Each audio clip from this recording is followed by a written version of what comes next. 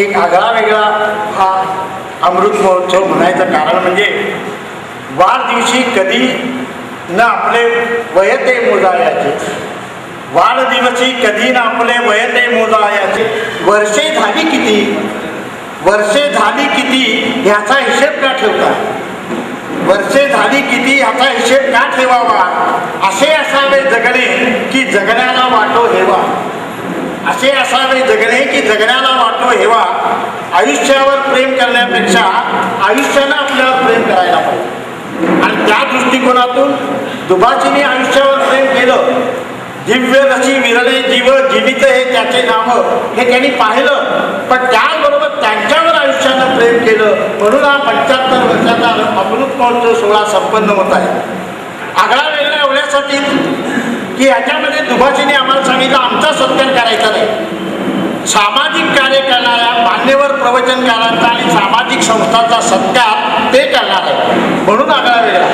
वास्तविक पाहता वय झालं की असं वाटत असतं की आपल्याला सगळ्यांनी मान द्यावा, आपले सत्कार करावे आपल्याला, पण ह्याला तसं वाटत नाही म्हणून आगळा वेगळा की समाजामध्ये समाज प्रबोधनाचं सामाजिक बांधिलकी मानून अविरतपणे कार्य करणाऱ्या काही सामाजिक संस्थांचा आणि मान्यवर प्रवचनकारांचा, कारण त्यांनी धार्मिक जागृती जागृत ठेवली आहे अशांचा सत्कार करणं आणि म्हणून हा खऱ्या अर्थानं आगळा वेगळा सत्कार.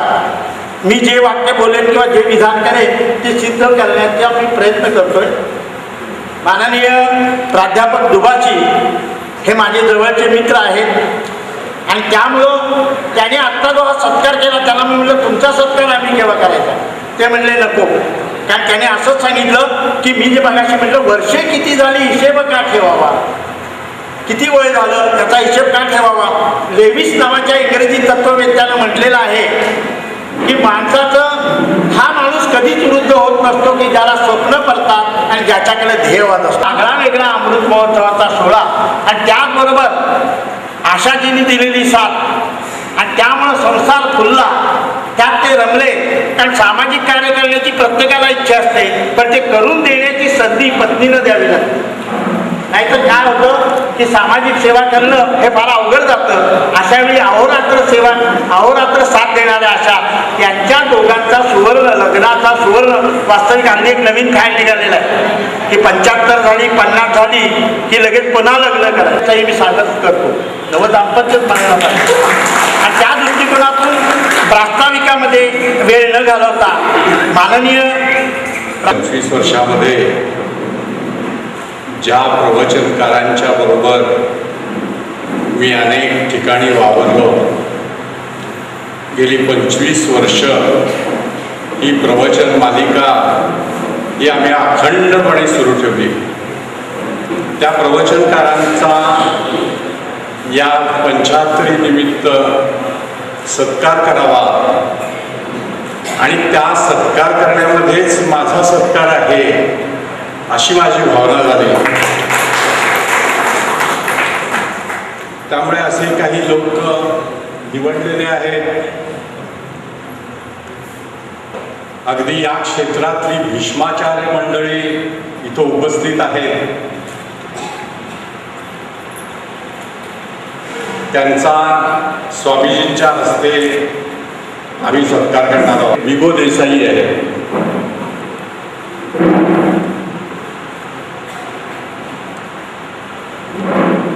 त्यांचं प्रत्येकाचं नाव उच्चारल्यानंतर कृपया इथं यावं. सुकृत पंडित म्हणून पदवी दिली.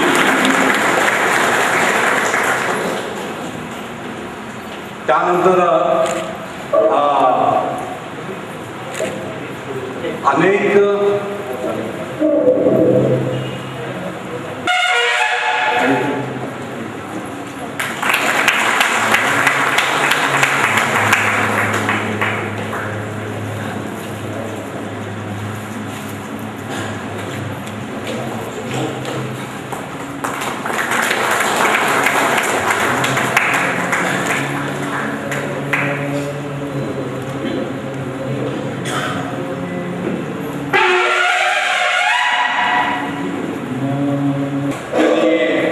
अनुवाद केलेला आहे, बरीच पुस्तकं प्रसिद्ध आहेत.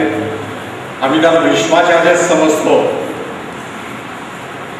त्यानंतर विप्र तुकाराम, ज्यांच्या घराण्याला 450 वर्षाची परंपरा आहे आणि गेल्या 250 वर्षामध्ये ती परंपरा अखंडित चालू आहे आणि त्या परंपरेचे पाईक म्हणून विप्र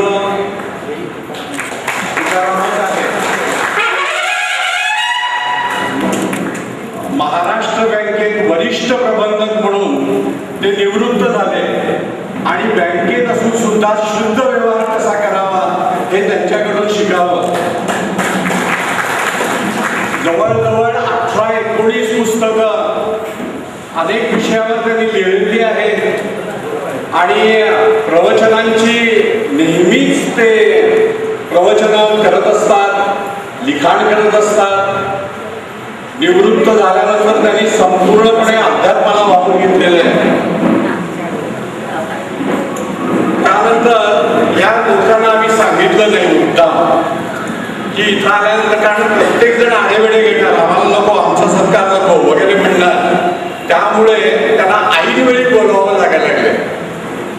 याच्यात आमचे NK जोशी आहे, शिष्य आणि पोस्टामधून चांगल्या पदावरून निवृत्त झालेले, पण गेली जवळजवळ 25-30 वर्ष डॉक्टर श्रीकृष्ण देशमुख यांच्याबरोबर सतत काम आणि सतत अध्यात्माचा प्रचार प्रसार.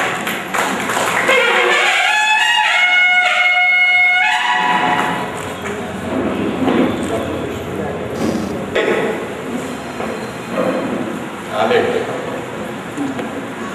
स्वतःची डॉक्टरकी वैद्यकीय व्यवसाय सांभाळून जितका म्हणून वेळ घालवता येईल अध्यात्मासाठी तेवढा ते वेळ घालवतात. आणि या वयात त्यांनी खूप छान पुस्तकं लिहिलेली आहेत. इथंच नाळे कॉलनीत राहतात. बोलवेल त्यावेळी बोलवेल त्या कार्यक्रमाला हजर राहणारा माणूस म्हणून माझी त्याला अगदी खास मी त्यांची प्रशंसा करतो. त्यांचे पिताजी या घराण्याला एक प्रचंड वारसा आहे आणि ते स्वतः पंढरपूरच्या या वारकऱ्यांना मदत करण्यामध्ये नेहमी त्यांचा हात पुढे असतो.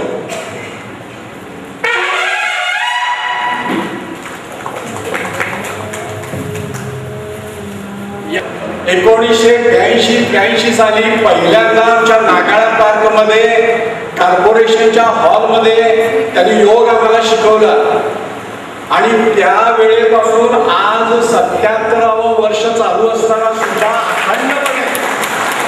अखंडपणे योगाचा अभ्यास करतात. या वास्तूमध्ये सुद्धा त्यांनी अनेक वेळा योग शिबिरं घेतलेली आहेत.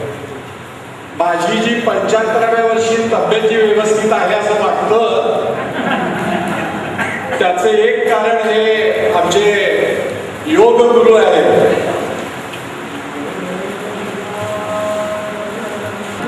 तुलंबेकर सत्कार आपण केला, पण या व्यक्तीबरोबरच माझ्या मनात एक विचार आला, कारण हे असे विचार गेली 17 वर्ष मी यांच्या स्वामींच्या सहवासात असल्यामुळे ते विचार